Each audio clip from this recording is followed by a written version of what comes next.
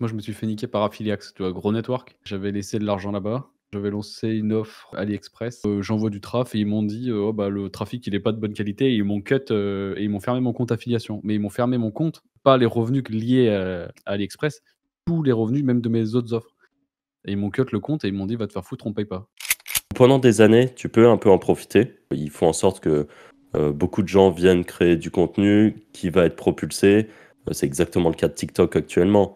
Aujourd'hui, TikTok, ça permet à n'importe qui de faire dès sa première vidéo 1 million de vues. C'est possible. Est-ce que ça sera toujours le cas dans 3 ans? Je sais pas. Le mode Plus du inquiet. dropshipping, j'envoie pas les colis, quoi.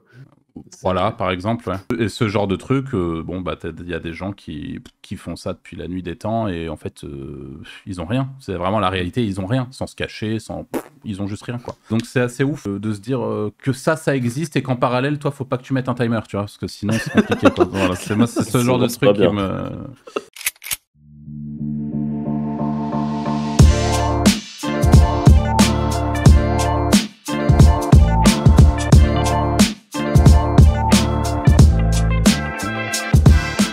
Bonjour à tous, bienvenue dans ce nouvel épisode de Wizards Podcast. Comme d'habitude, je me retrouve avec Francky et Anto. Salut les gars. Hello. Salut.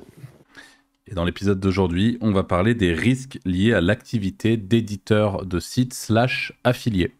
Donc des différents risques qu'on va pouvoir énumérer et vous en parler puisque c'est potentiellement des choses auxquelles on a pu se confronter. Je profite de cette petite introduction pour vous rappeler qu'en description, vous avez un lien qui vous permet de rejoindre notre newsletter où on vous distribue 3 contenus exclusifs sur 3 semaines. Donc chaque semaine, vous aurez un contenu exclusif après inscription. Et également, vous avez un lien pour rejoindre notre serveur Discord. Et sur ce serveur Discord, on a mis un système communautaire qui permet de vous identifier rapidement comme étant un habitant, si vous le souhaitez bien sûr, d'une ville. Donc, par exemple, nous, on est lyonnais. Eh ben, on est inscrit dans la ville de Lyon, ce qui nous permet d'échanger avec des Lyonnais, potentiellement d'aller pouvoir rencontrer les gens sur Lyon, etc. Donc, les grandes villes sont couvertes et on vous invite à rejoindre la communauté au plus vite. Et on peut passer directement dans le vif de cet épisode de podcast. Et je vais demander à Franck, au hasard, de commencer. Moi, je vais renvoyer direct à Anto, parce que là, hors enregistrement, il vient de nous parler d'un bug, d'un problème important. D'un problème important que ma sœur a lancé un site il y a 20 jours. Et les serveurs Google, bah, je sais, le podcast, tu l'auras peut-être une semaine déjà. Donc les serveurs Google, ils ont brûlé à Paris et elle n'a pas de sauvegarde. Voilà. Donc ça fait partie des risques. C'est l'histoire, ouais. Et on est le 26 avril au moment où on tourne ce podcast. Donc du coup, il a brûlé aujourd'hui, là? Ouais, ce matin, ouais, on n'a toujours pas d'infos. Et Apparemment, eux, ils ont pas des... Normalement, les trucs comme ça, ils sont censés avoir des doubles backups et tout C'est ça. ce que je me dis quand même, c'est quand même assez gros. Pour le moment, on n'a pas de retour. Ils nous font un retour dans 3 heures, enfin à midi heure US. Et ils mettent que les serveurs sont toujours fermés et que là où il y a ma sœur, il est rempli d'eau apparemment. Water intrusion. Bah oui, ils ont dû éteindre, quoi. Ok. Un peu moins marrant. C'est comme la fois où il y avait les serveurs OVH qui avaient cramé et que les backups étaient sur les mêmes serveurs, enfin, sur des serveurs qui étaient très proches et qui avaient cramé aussi. Ouais. C'est ce que je me dis sur ce genre de truc. Je pense qu'eux-mêmes, ils backup. Enfin, c'est obligé parce que bon, quand même. D'ailleurs, il y a des gros sites dessus. Il y a les mairies. Il y avait Lille, il y a des mairies et il y a le site de cybervigilance, là, le truc de l'État qui est off aussi, qui est sur les serveurs Google. Ouais, Ok. Donc tu vois, il y a quand même des gros sites, quoi. Je me dis, bon. Marrant que ça soit sur des serveurs Google d'ailleurs. Bah, c'est ce que les mecs mettaient sur Twitter, vive comment on appelle ça, la souveraineté, etc. Mais ouais, c'est bien hébergé chez Google. Ok, donc premier risque, faites bien des backups, quoi, en gros. D'accord, est-ce que vous en faites d'ailleurs, vous? Ouais, moi j'utilise un petit système que je paye qui me fait automatiquement des backups De tous tes sites? de tous mes sites tous les jours. Ah ouais, ça s'appelle? Je te redis ça, Ok. il faut que je retrouve, je crois que c'est Ok. WP Auto, si j'ai pas de conneries. Faut que je revérifie. Le problème, c'est que moi, pour revérifier ça, c'est un peu le bordel. Non, mais Et moi, je fais confiance, j'ai un hébergeur plutôt premium Et normalement, ils sont censés gérer tous les backups. Enfin, ils m'ont affirmé que tout ça a été géré de leur côté. Ouais, moi, je suis comme Franck, Je leur fais Inch'Allah. confiance. Ah, par contre, j'avais bien demandé au début et tout. Enfin, ça fait partie du package un peu premium, quoi. Ouais, j'ai quelques Euh, duplicators, mais c'est des vieux trucs, quoi. Enfin, c'est pas des backups très journalières ou des choses comme ça. ouais. Moi, normalement, c'est vraiment du très journalier. À l'époque, à Malte, enfin, notre CTO avait quelque chose qui dupliquait les sites tous les jours et qui était, en plus de ça, mis sur un NAS qu'on avait chez nous. Ouais, mais je Ouais. pense que c'est le mieux, en vrai. Et ça, c'était Après, c'est comme tout, en vraiment. fait. C'est quand ça t'arrive pas, tu te dis ça sert à rien, mais le jour où ça t'arrive, tu vois flou. Et Ouais, je non, me demande il même faut. si c'était pas et envoyé sur un serveur et sur le NAS en même temps. En gros, qu'on n'avait pas deux sauvegardes, parce que le NAS, il peut Mm. très bien cramer aussi dans la nuit. Et bon, là, ça serait vraiment pas de chance. On avait ça. Moi, ouais, j'avoue que j'ai pas tant de backup. Si le serveur, si le serveur sur lequel je suis, ils m'ont mytho, bah, je suis baisé. Mais vu que je paye pour, j'espère que c'est pas le cas. Et j'ai retrouvé Ok. le nom de mon service, du coup, c'est pas du tout WP Auto, c'est Manage WP. Et Ok. je sais plus qui m'avait conseillé ça. Je me demande si c'est pas Mathias ou Bertrand. J'hésite entre les deux. Ok. Mais Ouais, je vais regarder. c'est Manage WP. Et du coup, ce truc-là me permet de. C'est un petit plugin que j'ajoute sur mon site. Et par contre, je paye, je sais pas extrêmement cher, mais au moins je suis tranquille et je sais que tout est backup tous les jours de manière automatique sur les sites que j'ai envie de backup, quoi, en gros. Ok. En Donc, gardant à chaque fois des archives de plusieurs fois. ouais, ouais. Enfin, ça te garde par exemple un mois d'archives ou des trucs comme ça. Ouais, ouais, ouais. Ok. Je suis quasiment sûr de ça. J'ai jamais utilisé, enfin, j'en ai pas eu l'utilité pour le moment, mais au moins j'ai la tranquillité Ouais. d'esprit, quoi. Et du coup, Bah, bah, surtout avec les hacks, mine de rien, en ce moment, quand même, il y a pas mal de hacks, hein. Moi, je me suis fait une fois hacker un serveur. J'avais pas de backup et par chance, le truc que j'avais installé, c'était pas cPanel, c'était VestaCP.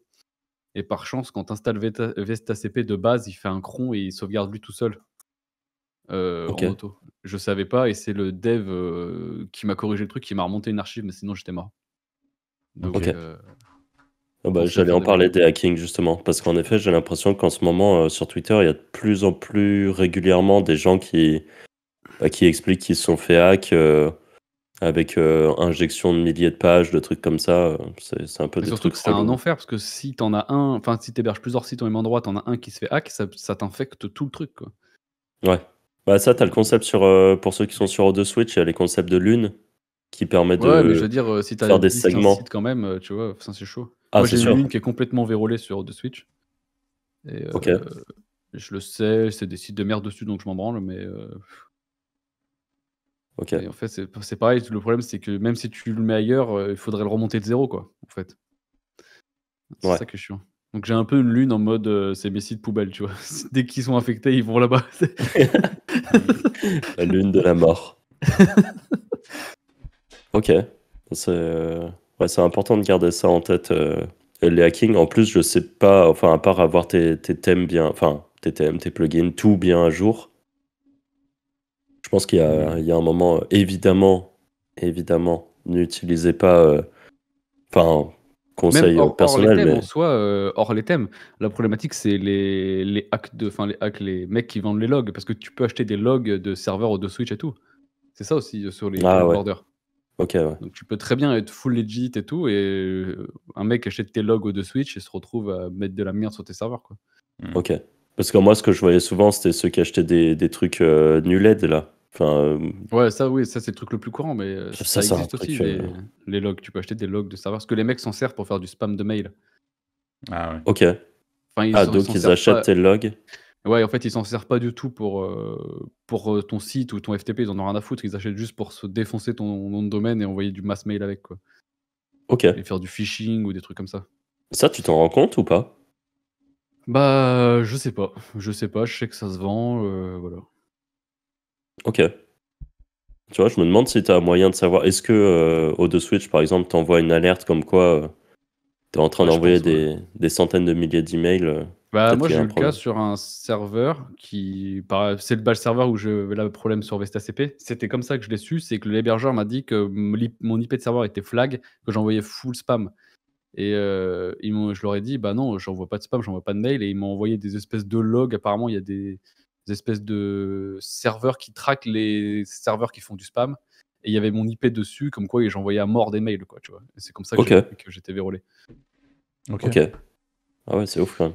Et en effet, sur Twitter, tu l'as dit, mais récemment, on en a vu pas mal. Je pense notamment, je crois que j'ai vu des tweets de Julien et qui est Corleone qui a eu un de ses serveurs piratés et un de ses sites chinoisés. Donc en fait, il rajoute aussi, ça c'est l'autre option lors d'un hack, il rajoute des pages, en fait, ils font du spam dexing avec vos domaines, quoi. Grosso modo, c'est ça, hein, je dis pas de conneries. Ouais, c'est ça. Voilà. Et ils sont capables pour le coup, les Chinois, les Indiens, je sais pas qui sont derrière les hacks, les Russes, peu importe, mais ils sont capables d'indexer une quantité de pages astronomique en un temps record, hein. Ah, c'est Franchement, parce que c'est de l'HTML. sans doute. Sans doute. Je pense que c'est ça, hein. Bah, c'est Ouais. sûr même. Ok. On continue la liste avec les différents risques liés à l'activité d'éditeur de site. Tu veux entamer la tienne, Franck? Ouais, j'ai noté les affis qui ne payent pas. Et je pense que ça, c'est un risque qu'il faut bien prendre en considération. Ouais. Et Même même des des gens. grosses plateformes, hein. Et ouais, c'est ça. Même des grosses plateformes, même des gens qui ont été des bons payeurs pendant longtemps, d'un seul coup, ils peuvent un peu te ghost comme ça. Pourtant, t'as rien fait de mal, tu leur as toujours envoyé du bon trafic. Ça peut être pour différentes raisons. Moi, j'ai le cas de une facture auprès duquel j'ai couru pendant 8 mois et un qui m'a complètement ghosté, qui m'avait vendu un peu monts et merveilles au début quand j'avais commencé l'affiliation avec lui. Et en fait, à chaque fois, il me mettait des quenelles sur quenelles sur quenelles. Et là, on en est au point où ça fait 1 an que j'ai plus de nouvelles, quoi. Ok. Donc voilà.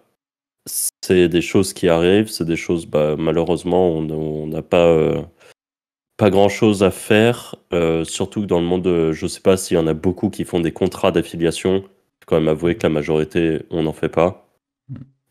Si tu as un contrat béton, je suppose que tu as moyen d'attaquer en justice. Si t'as pas fait de contrat, bah, t'es roulé en fait. T'étais juste un prestat qui envoyait du trafic et puis voilà. Donc je pense que ça, ouais, c'est le genre de truc, faut faire un petit peu attention. Et je pense que justement, quand vous avez une affiliation grosse, en tout cas une affiliation importante qui vous fait manger, essayez de la structurer peut-être avec un petit contrat, un petit truc fait avec un avocat qui va vraiment Ouais, valider. mais c'est viable que sur des trucs français, quoi. Je veux dire, moi, je me suis fait niquer par Affiliax, tu vois? Gros network. Ouais, J'avais laissé de l'argent là-bas. J'avais lancé une offre, AliExpress et ils m'ont dit, au bout d'un moment, j'envoie du traf et ils m'ont dit, «Oh bah, le trafic, il est pas de bonne qualité» et ils m'ont cut, et ils m'ont fermé mon compte affiliation. Mais ils m'ont fermé mon compte, pas les revenus liés, à AliExpress, tous les revenus, même de mes autres offres.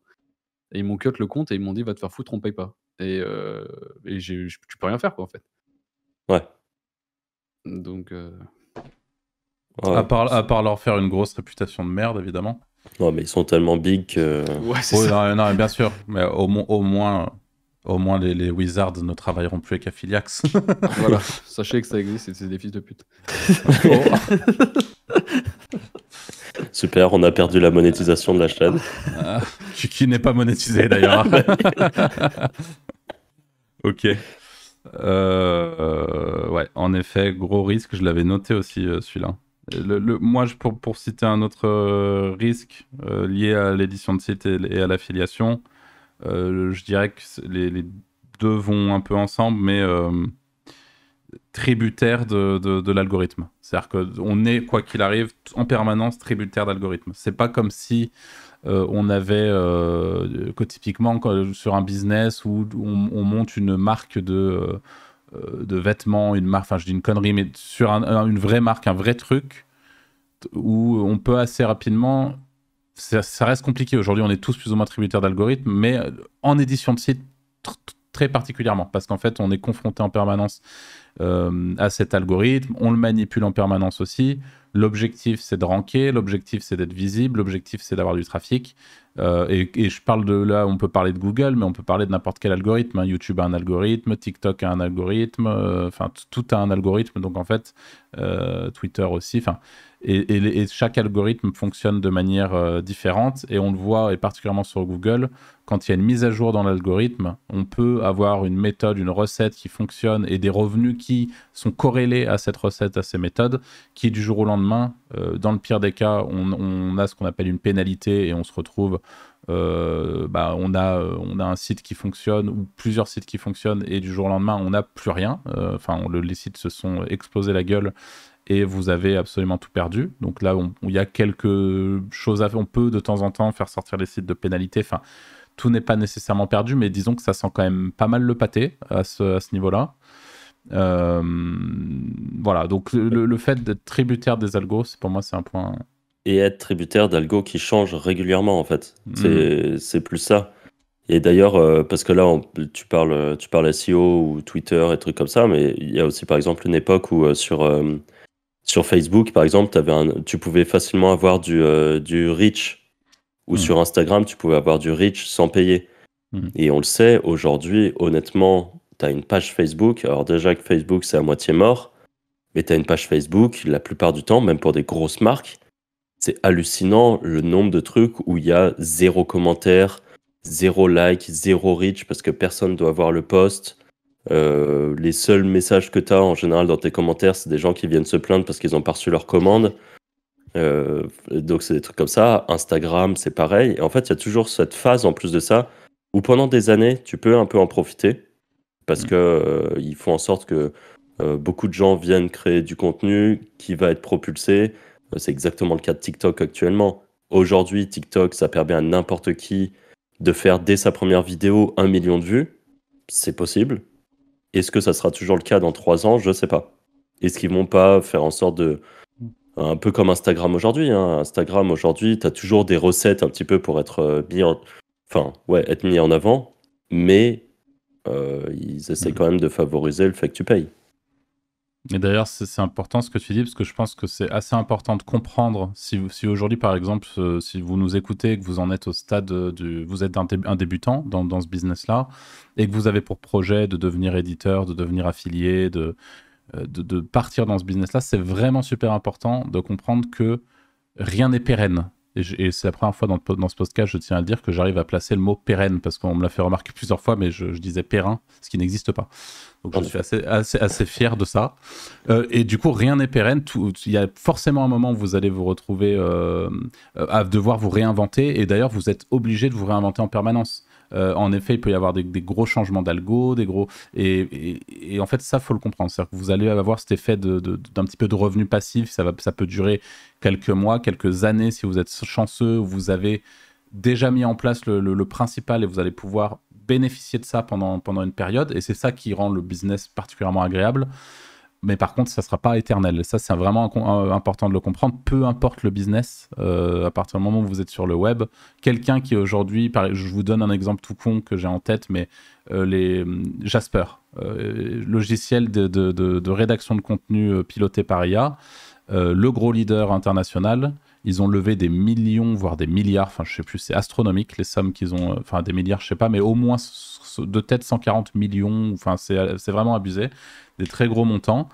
Et là aujourd'hui la réalité c'est que je pense, alors même si aujourd'hui Jasper a encore une utilité, je suis pas sûr que ça dure encore très longtemps, parce que là quand on voit l'évolution de ce qu'est en train de produire OpenAI et là actuellement Jasper est plugué sur les outils d'OpenAI. Très rapidement, en fait, les outils d'OpenAI de base vont devenir tellement puissants de manière autonome. C'est déjà à peu près le cas avec GPT-4, par exemple, sur de la rédaction de contenu. Quand on sait comment piloter l'IA, en fait, Jasper devient de plus en plus obsolète. Et une technologie qui était et qui leur a permis de se goinfrer, hein, j'ai aucun doute sur le fait qu'ils se gavent en abonnement, en tout ce que vous voulez. Mais la réalité, c'est pour combien de temps encore? Et en fait, n'importe quel gros business aujourd'hui, et encore une fois, on peut imaginer avec Facebook, Facebook, il y a quelques années, c'était les grands patrons indétrônables et on pouvait difficilement imaginer Facebook crever. La réalité, c'est qu'aujourd'hui, bon, ils ont sans doute plein de petites choses qui font que c'est pas encore en train de crever, mais Ils sont pas bien. c'est clairement en déclin. Il me semble que ça licencie à balle. Et à juste titre, parce que leur réseau social, à part par certains boomers, n'est-ce pas, il est relativement moins utilisé qu'avant, quoi. C'est même flagrant en réalité. Bah, ils enlèvent Messenger, je pense que ça coule. Ouais. Voilà. Et après, ils ont WhatsApp qui pour le coup fonctionne quand même fort. Enfin, il reste des trucs, hein, mais c'est sûr que c'est pas du tout aux mêmes échelles que ce qu'on pouvait voir avant, quoi. Et d'ailleurs, tu disais que tu étais très tributaire des algos, mais tu es aussi très tributaire de la tendance sur quoi tu es aussi. Ouais. Il y a ça aussi. Donc ouais, être prêt à se réinventer tout le temps. Et vraiment, faut en être conscient, quoi. Les gens qui lâchent aujourd'hui leur taf, par exemple, pour partir dans le business web, peu importe le business, il y a vraiment de très fortes chances que le business que vous avez aujourd'hui ne soit pas le même que celui que vous aurez dans 10 ans. Pas même dans 2 ans déjà, sans bon, dans 2 ans quand même. Je veux dire, si un site, ça peut tomber une belle quand même milliardaire tenir, de Franck, il était précurseur sur sa niche, bah, tu peux vite tomber, hein, tu peux vite te faire sortir d'une niche. Mais t'es resté quoi, 3 ans, non, sur ton truc, Franck? Ouais, bien 3 ans, ouais. Oui, mais oui, ça peut bouger vite. Ça peut bouger vite, ça va bouger vite. Et même si vous êtes sur cette problématique dont on parle beaucoup, de hâter, de faire les choses bien, de vraiment penser le truc en profondeur, en fait, même avec ça, même si vous tiendrez sans doute plus longtemps que quelqu'un qui ne s'occupe pas de ça, voilà, il y a quand même très peu de chances que vous gardiez le même business à vie, quoi. Voilà. Et Anto, quand tu parlais de s'adapter au changement et tout, tu parlais des types de business ou tu parlais des méthodes de trafic ou des trucs comme ça? Non, tu parlais des types de business. Là, ouais, de la niche, je parlais. Ouais, ok. Ouais, tu peux être très bien sur un truc tendance, mais tu vois qui va flop dans 6 mois et qu'en fait tu misais tout dessus, quoi. Je disais plus dans ce sens-là. Ouais, bah, par exemple, comment ça s'appelait ces petits trucs là à deux roues? Ah non, oui, comme ça. Ouais, je sais plus si vous voyez ces petits trucs, tout le monde avait ça pour se déplacer, ça a 2 roues. Ah, les overboards. Ah, voilà. Des overboards, ouais, exactement. Ouais. Ah, ça a été une tendance de fou et ça a dû rapporter des sommes mais vraiment phénoménales. Mais ça a été très court au final. Pareil pour les hand spinners, justement, tout ce genre de trucs qui ont cartonné à un moment T, mais qui aujourd'hui, les gens s'en foutent, quoi. Ou les petits bracelets qui faisaient de l'équilibre. Ok. Je sais pas si ça vous parle. T'en avais acheté un, Franck? J'en avais acheté un, en effet. Full pigeon. C'est bien. Continue comme ça. Full pigeon, c'était à l'époque où je faisais beaucoup de snowboard, mais il y avait un snowboarder pro qui avait expliqué que grâce à ce bracelet, il slidait beaucoup mieux et qu'il faisait des trucs comme ça. Non, mais tu me mytho, là. Non, c'est vrai. Ah, mais tu l'as vraiment acheté? Ouais, j'en ai vraiment acheté un. Ah ouais, putain. Je me suis fait pigeonner. C'est après que j'étais pas encore dans le biz, hein. Je voyais pas encore le côté sombre. Ah, ok. Tout est possible. Ouais. Je vais t'envoyer 2-3 petits mails, Francky, dès ce soir, là, avec des offres assez intéressantes. N'hésite surtout pas. Et d'ailleurs, tiens, pendant que je parle de mails, parce que ça aussi, c'est un point important, parce qu'au tout début, je disais tributaire des algorithmes. On est tous à peu près d'accord, enfin, on est tous d'accord là-dessus. Et en fait, l'objectif, c'est aussi d'apporter des éléments de réponse, mais le seul truc que je vois actuellement qui fait qu'on n'est plus du tout tributaire des algorithmes, et on en a aussi beaucoup parlé, Franck, t'en as beaucoup parlé dans ce podcast, c'est la capture mail. C'est de travailler sur une audience mail. C'est le seul truc qui vous permet aujourd'hui d'être éditeur pendant 3 ans, 4 ans sur la même thématique, d'avoir des lead magnets, donc des éléments sur vos pages qui permettent de capturer l'email de vos visiteurs à un moment T, et de pouvoir derrière retravailler avec cette audience, mais de manière complètement décorrélée des algorithmes et de tout ce qui peut potentiellement nuire à votre business, quoi. Et dont vous ne pouvez pas contrôler l'issue. Là, vous avez une base mail, elle vous appartient, vous communiquez avec les gens, vous créez une relation avec les gens, vous faites vraiment ce que vous voulez, non, parce que c'est un minimum contrôlé quand même, mais vous avez ce truc-là qui est là et qui vous permet de travailler avec votre audience à l'extérieur des algos et de toute dépendance, quoi. Et ça, c'est quand même, je pense, très très important de le comprendre et très important de mettre en place encore une fois ce type de procédé sur vos sites. D'autant plus si vous faites du trafic, d'autant plus si vous êtes sur du trafic qui est thématisé. Enfin voilà, n'hésitez vraiment pas à travailler en mailing. Et d'ailleurs, il y a mailing, il y a SMS, il y a des trucs comme ça, mais il y a aussi le monde des vraies communautés privées, donc que ça soit sur Telegram, que ça soit sur Discord.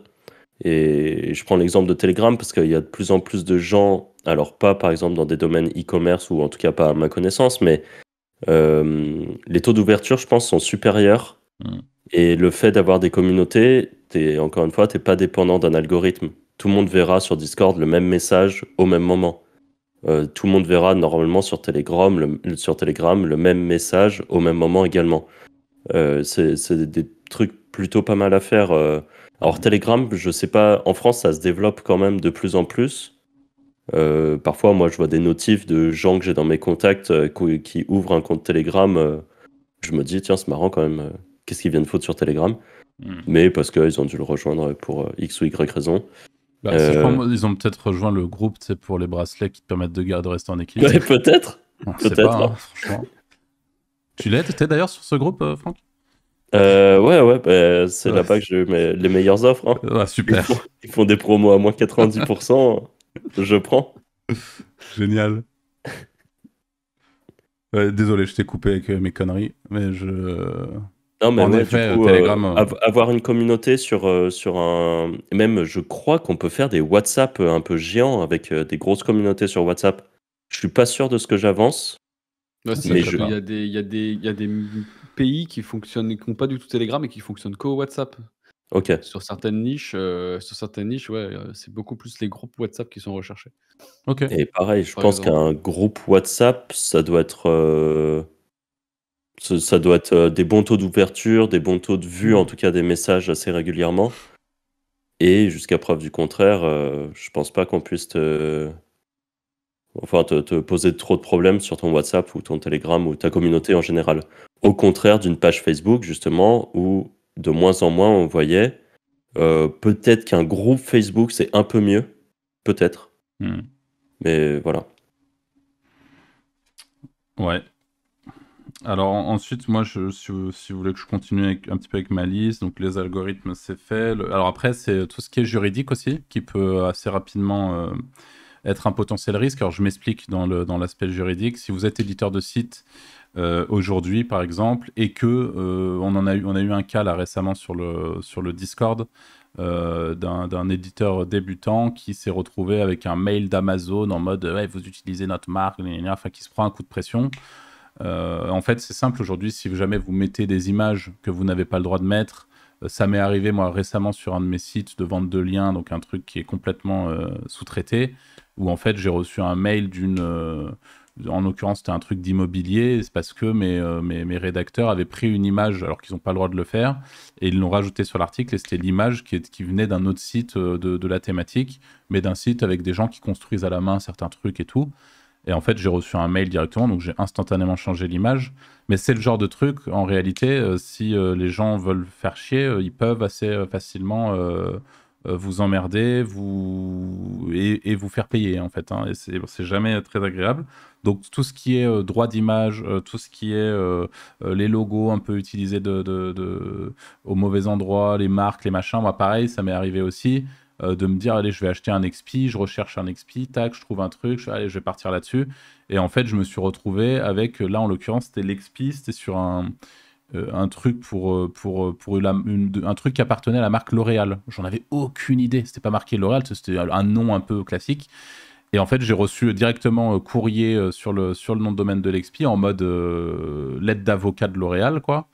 En mode bonjour monsieur, merci de nous envoyer le domaine quoi. Genre littéralement je venais d'acheter l'XP, j'ai fait oui bien sûr, voici le code. Et le lendemain le domaine était transféré et en fait t'es bon bah ok quoi. Enfin, c'est le genre de truc du coup, il faut être un petit peu vigilant sur les noms de domaine qu'on achète, est-ce que c'est une marque déposée ou pas, les images, les machins, et ensuite de manière un petit peu plus large sur certaines régies d'affiliation. Vous avez des trucs plus ou moins border, donc ça c'est pas un secret, hein, en tout cas pas pour la grande majorité des affiliés. Et donc là, c'est pareil, assurez-vous de ne pas être dans l'illégalité quand vous partez sur un secteur, pour éviter d'avoir des emmerdes légales, quoi. Et ça peut, en effet, être un risque assez courant. Et je pense que si on parle D'ailleurs, de tu vois, il y a un risque... truc que on m'a posé la question la dernière fois. En France, il me semble que c'est interdit les fausses promos, tu sais, avec les timers qui défilent, là. Ah ouais, Euh, Ah, je savais pas. Bah, apparemment. Et d'ailleurs, il me disait que sur toutes les offres d'affiliés en régime et toute la clique, t'as toujours, ouais, c'est le dernier truc, promotion dans 14 minutes. Et il me demandait si lui, il avait des risques de promouvoir ce type d'offre, tu vois. Mais en vrai, Qui te demandait je ça? sais pas du tout. De quoi? C'est qui te demande, enfin, que En que ça privé vient... sur Discord, on m'a Ah demandé ok, ça. d'accord. Ouais, Et alors... je n'ai aucune idée, tu vois. Mais est-ce que toi aussi, t'es pénalement, en fait, entre guillemets, responsable si tu promouvois ce type d'offre? C'est une bonne question. Après, franchement... Oui, je pense pas que tu je auras vraiment pense, de problème. ouais, en fait, Ouais. chacun est responsable de ce qu'il fait et l'objectif, c'est on veut ici influencer personne à faire les choses bien, à faire les choses mal, on s'en fout. Enfin, vraiment, faites ce que vous voulez.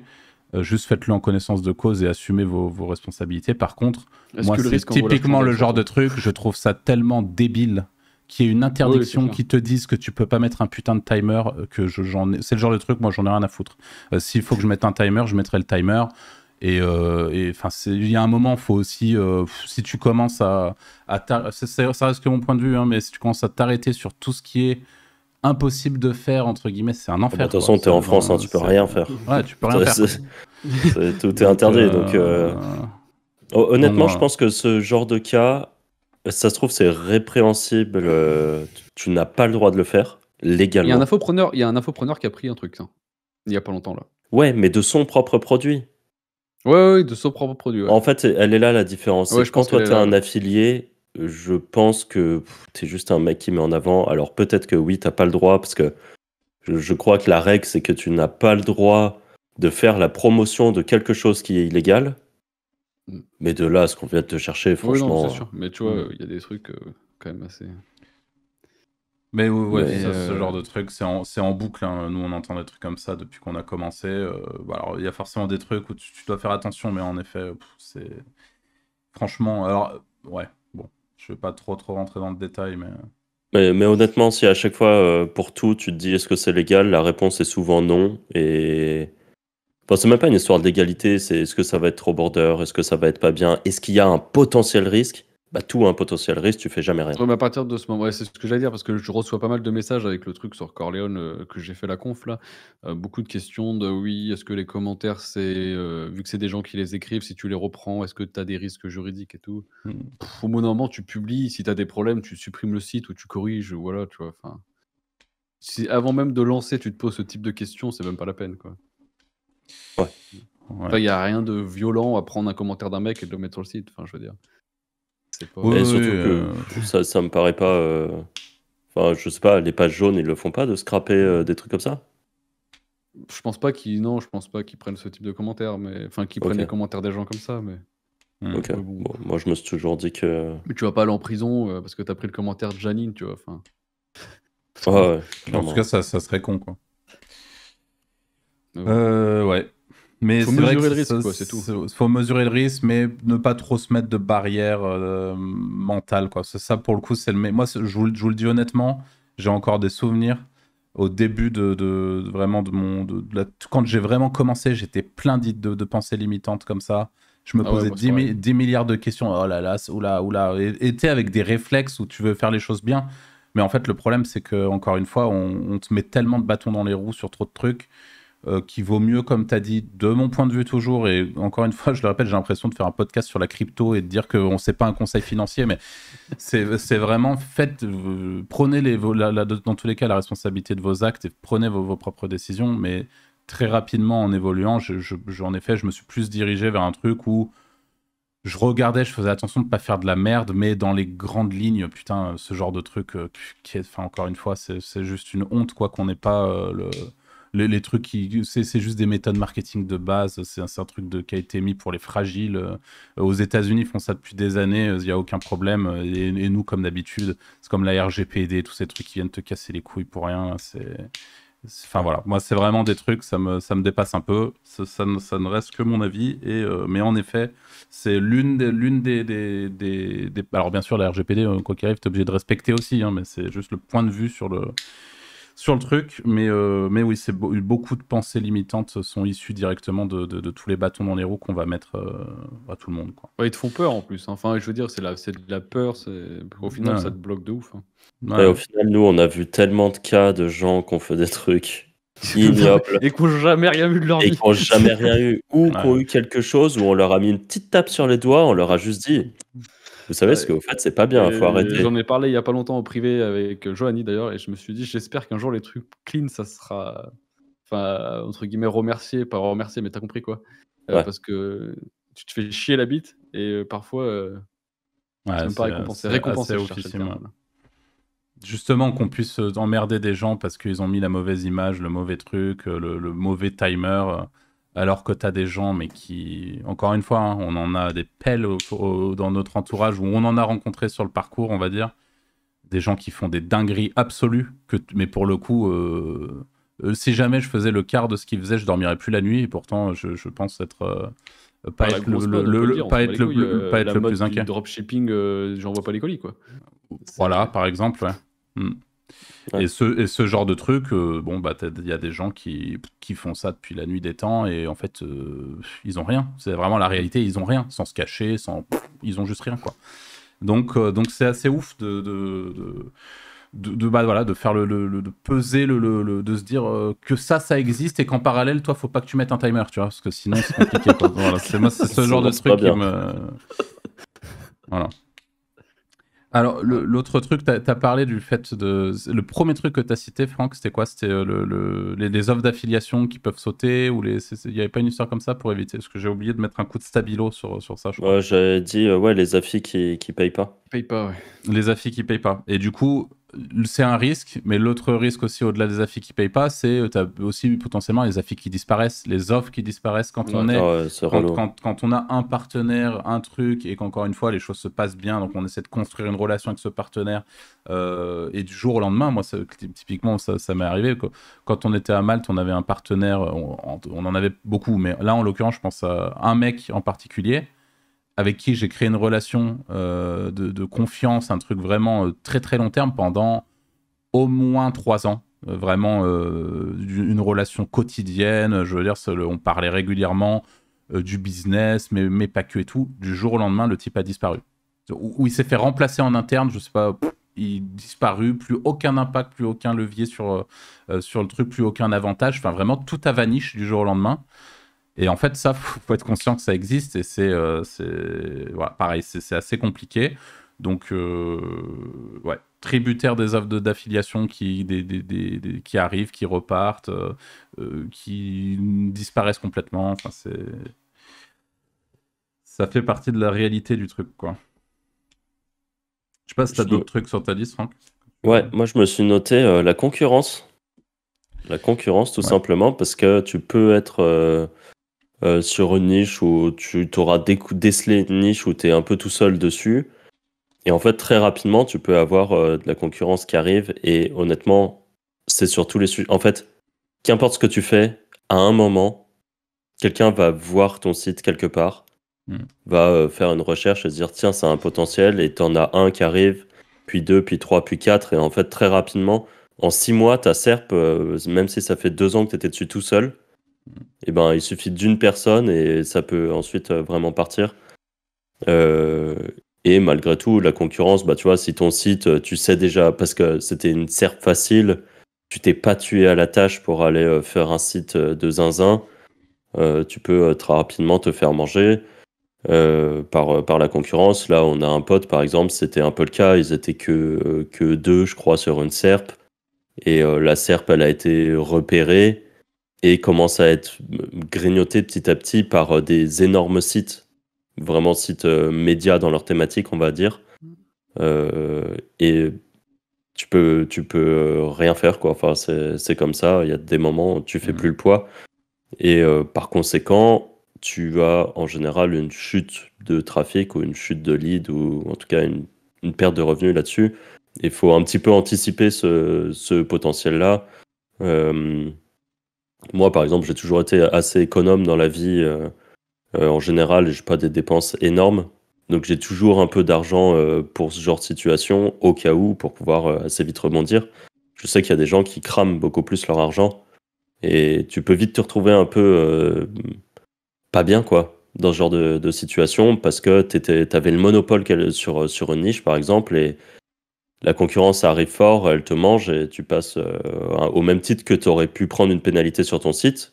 Sauf que là, c'est pas une histoire de pénalité, c'est juste que bah il y a de la concurrence, quoi, c'est le jeu. Ouais, et la concurrence parfois peut être méchante aussi. Cette semaine, moi je me suis fait non, il y a un mois, je me suis fait fake DMCA pas mal d'articles. Enfin, j'ai pris Ah des ouais. DMCA bidons, ouais, je les ai fait lever, mais le temps que tu les lèves, bah, tu as 3 semaines quoi, à peu près. Donc Tu sais que ça, par contre, si tu sais et qui l'a fait, ça s'attaque en justice. Et ça, c'est archi pénalisé. Ouais, rigolez pas avec ça. Ouais, pour le coup, là, je le dis parce que j'ai vu un bah, truc du ouais, mais vu tribunal le qui était nom passé. ah ouais, mais vu le bah, je sais pas qui c'est, je pense savoir qui c'est parce que c'est pas la première fois mais c'est des fakes avec des faux noms donc tu vois, c'est bancal quoi. Ouais, Enfin, après, tu je vois pense direct que que c'est faux noms. Google peut... En fait, si ça, c'est le genre de truc, si là, vraiment, ça t'a fait chier, que t'as perdu beaucoup d'argent, et que tu te dis, je prends un Bah, avocat et j'attaque pour ça, ouais, c'est des trucs où à je mon faisais 1000 avis, visiteurs jour, tu vois? ouais. Mais bon. Oh, Mais je c'est... savais que Hmm. après c'est juste, je savais que j'allais revenir parce que les arguments étaient pas bons et puis, Hmm. le mec il allait pas poursuivre parce que c'est tout des faux noms donc, voilà. Ok. Mais ça existe quoi. Ouais, ouais, Alors, c'est sûr. c'est carrément en lien avec la question que je voulais poser, parce que Franck, tu as parlé de concurrence, et moi, j'avais noté concurrence slash négative SEO. Et la Ouais. question que je vous pose, c'est est-ce que, justement, le négative SEO, vous considérez ça vraiment comme un risque lié à l'activité d'éditeur concrètement? Je trouve que ouais, je trouve il y en a moins qu'avant quand même, hein. En vrai, c'est rare je trouve maintenant. Ouais. Moi, je trouve ça assez rare aussi, mais il faut savoir que ça existe. Il y a des Ouais, gens qui ça disent que existe, ça ouais. n'existe pas, mais Si si, ça vraiment il y a un existe. chacal qui veut le faire, ça existe, c'est sûr. Ouais, voilà. Après ça dépend les thémas, mais sinon c'est plus des fausses lettres d'avocat, genre soit de temps en temps. Faux mail d'avocat, faux courrier d'avocat ou fake DMCA. Mais ça dépend les thémas, c'est toujours pareil, c'était un autre truc, où il y a de l'argent, quoi. Le Ouais. Ouais. mec, il va pas se faire des faux lettres d'avocat sur comparateur, aspirateur. Mais, Hmm. Je sais pas, hein, tu peux tomber sur un malade. Hmm. Mais ouais, négative SEO, en effet, et c'est déjà, faut être capable de le repérer. Après, il y a des consultants qui sont spécialisés là-dedans, qui savent gérer ce genre de problématique, parce que tu as vraiment le négatif en mode bidon avec plein de liens faits à l'arrache ou des trucs comme ça, mais tu as aussi du négatif qui est fait ultra proprement, cloqué, et là, c'est un autre jeu. Après, ça demande beaucoup de ressources, donc c'est en général sur des grosses niches, parce que faut avoir la motivation d'aller faire du négatif à quelqu'un, ça va te ouais, mais coûter. c'est comme les faux DMCA et tout, faut déjà avoir un certain niveau, faut déjà connaître les failles dans les trucs, c'est que Hmm. dans les grosses niches que tu as ce genre de truc. Ouais. Hmm. Mais ça existe.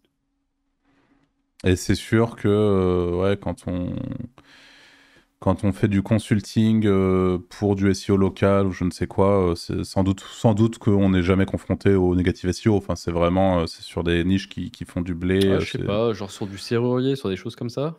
Après Serrurier Paris la nuit. Ouais, mais c'est Serrurier concurrentiel. Paris, pour le coup, on n'est pas sur de la petite niche locale. Ouais, Là, c'est ce on que est j'allais Non, dire, non, sur ouais, bien ouais, sûr. concurrentiel, on ouais. on est quand même sur une requête historique, un truc qui crache niveau oseille aussi. Donc mais sur tu vois, tu vas ranker le boulanger de ta ville, bon, Ouais, c'est ça devrait aller, quoi. Non, si tu te fais négativer sur là-dessus, c'est vraiment c'est qu'on a que c'est passé chaud, un quoi. cap, quoi. Mais ouais. C'est peut-être le voisin, l'autre boulanger de la ville, hein, tu sais, c'est un Ouais. patelin, et il a dit, allez, je vais le détruire. C'est Anto, le boulanger de la ville, C'est t'imagines, ça. il s'est un peu énervé. Ça, tu vois, j'ai jamais fait, négative SEO et tout, Ok. enfin, je trouve pas ça, je trouve que c'est un peu truc de lâche, quoi. Pareil, genre fake DMCA et tout, je trouve que c'est un peu lâche. Ouais, je comprends. Genre, ça fait vraiment, tu es une turbo merde, tu vois? Et tu es obligé de passer par ce genre de truc pour doubler les gens. Ensuite, moi j'avais noté instabilité des revenus. Bon, ça va avec un peu tout ce qu'on a dit jusqu'à maintenant, mais la réalité c'est que les revenus peuvent déjà en fonction des périodes, parce que vous avez certains business qui sont qui vont mieux marcher l'été, moins bien marcher l'été, mieux marcher ultra saisonnier, voilà, c'est le mot que je cherchais. Donc ça, c'est vraiment, faut le savoir, il y a aussi de ça dans l'édition, quoi, de manière assez logique. Donc vous n'allez pas avoir des revenus lisses, et encore une fois, vous pouvez avoir des revenus qui tendent à la baisse, à la hausse, ça va généralement avec le trafic. Et voilà, vous, en tant qu'éditeur, le risque, c'est que vous, encore une fois, vous n'êtes pas en CDI, vous n'avez pas la sécurité de l'emploi, des revenus, vous êtes un petit peu livré à. Tu vois, par exemple, ça me fait penser dans le dating, par exemple, tu fais beaucoup de leads dans la période des fiches de paye, enfin, quand les gens touchent leur paye. Genre, tu fais tes leads très souvent dernière semaine du mois et première semaine du mois. Entre, t'as rien. Genre, pas d'argent, tu vois, pour ce genre d'activité. Tu vois, c'est assez bizarre. C'est marrant. Mais c'est souvent comme ça, ouais. Ok. Moi, j'en ai noté un autre truc. J'ai noté les risques humains et les équipes. Ça peut être aussi bien, tu vois, Anto, toi, tu as des problèmes avec tes développeurs. Surtout en ce moment, avec l'arrivée de ChatGPT, là, c'est un enfer. Il y a beaucoup de, j'appelle ça les faux développeurs, mais des mecs qui, je pense, s'inscrivent sur Upwork et qui mettent qu'ils sont développeurs et qui font du dev avec ChatGPT, en fait. Tu te retrouves avec des trucs ultra bancals, le mec il est nul, en fait. Et c'est un enfer, ça. Ouais, même malgré ça, avant, tu as eu pas mal de problèmes pour garder tes développeurs un peu sur le long terme. Ouais, ça, c'est sûr. Mais après, c'est un peu, ça rejoint un peu l'interview d'Edwin qu'a fait chez Romain. C'est que je prends en offshore, donc les mecs, dès qu'ils trouvent mieux ou qui ont des bonnes opportunités en CDI et tout, ils partent, quoi. Ouais. Et c'est tunisien, des choses comme ça. Et est-ce que la solution de ce côté-là, ça serait pas justement, tu vois, quand tu trouves un profil vraiment intéressant, d'essayer de l'isoler, de le faire sortir des plateformes, de le mettre bien, d'essayer justement de le mettre dans un cadre qui fait qu'il a pas trop mais par exemple, envie d'aller chercher ailleurs. J'en avais un très très bon. Il était à grosso modo à 250 € la semaine. Et il a été recruté par un gros groupe français à la défense, tu vois, donc je peux pas m'aligner. C'est 100% sûr. Ok. Et voilà. Ok. Et donc ça, c'est pour la partie dev, mais c'est n'importe quel type. Tu vois, tu peux avoir des rédacteurs, tu peux avoir des assistants virtuels en général qui peuvent assez facilement disparaître. Et là, c'est dans le cas où on parle de délégation à des freelances. Mais ça peut aussi être les problématiques, les risques humains en interne, pour des choses qu'on a déjà citées. Quelqu'un en interne qui essaierait de te pomper ton bise, c'est des choses qui arrivent. Quelqu'un en interne qui décide de plus vouloir trop travailler, par exemple, ça arrive aussi. Et si c'est en CDI, c'est très compliqué de gérer ce genre de choses. Enfin, la partie humaine, je trouve que c'est même limite une des choses les plus dures à gérer dans nos bises. C'est vrai. C'est pas évident. Toi, Arthur, tu as des plutôt bons process par rapport à ça, donc je sais que tu gères plutôt bien, malgré tout. Tu peux avoir pas mal de turnover, tout ça. Oui, c'est quelque chose en fait que j'ai prévu pour ça, en fait. Genre qu'il y ait quelqu'un qui se barre, en fait, quelqu'un qui se barre, quelqu'un qui te respecte pas pour une raison X ou Y, comme tu l'as dit, de vol de business, machin. Aujourd'hui, c'est des choses auxquelles je me suis tellement confronté pendant des années qu'aujourd'hui, mon business est fait pour que ça soit plus un problème. C'est que je puisse très vite, que le business ne dépende de personne et que je puisse très vite rotate. Tout le monde est remplaçable, en fait. Ouais, tout le monde est remplaçable instant, quoi. Il n'y a pas d'attache, il y a pas. Et ça, de toute façon, c'est un problème récurrent. Il y en a de plus en plus. J'ai eu un call tout à l'heure avec quelqu'un justement qui me disait que son défaut, c'est qu'il n'était pas capable de déléguer ou qu'il ne savait pas le faire. Et en fait, c'est compliqué. C'est un peu comme tout le reste. On est obligé un peu de se péter les dents avant d'en réussir. Et puis, même en se pétant les dents, je pense qu'il faut être capable socialement de pouvoir s'assurer, tu vois, d'avoir un certain feeling. Enfin, il y a plein de trucs qui vont rentrer en jeu et qui font que tu décides ou non de bosser avec quelqu'un. Et oui, là, aujourd'hui, moi, j'ai tout fait pour essayer d'industrialiser ce process-là. Là, par exemple, avec Franck, on a lancé il y a quelques semaines maintenant tout un process de recrutement ensemble parce qu'on avait le même besoin pour nos vidéos TikTok pour pouvoir trouver des monteurs. Et en fait, l'objectif de A jusqu'à Z, ça a été de trouver un maximum de gens non compétents, mais qui avaient potentiellement, alors je vais m'expliquer bien sûr, mais qui avaient des attributs, l'intelligence, la curiosité, enfin des trucs qui pour nous sont importants dans le business. Et derrière, on leur fournit, dès qu'ils rentrent en l'occurrence c'est sur le serveur Discord, mais ça pourrait être sur d'autres trucs, on leur fournit tous les process qui ont été enregistrés une fois, en l'occurrence c'est Franck qui a tout enregistré, ou en l'espace de, je sais pas moi, 40 minutes, à la fin ils ont tout regardé, et à la fin ils sont capables de faire ce qu'on leur demande de faire. Et donc d'industrialiser le plus vite possible, et après c'est très simple, on a 20 personnes qui passent un premier test. Si jamais le test se passe bien, on le valide et du coup, ils deviennent un monteur potentiel. S'il se passe pas bien, il n'y a pas de deuxième chance parce que généralement, oh ben oui, mais faites deuxième chance, on s'en fout.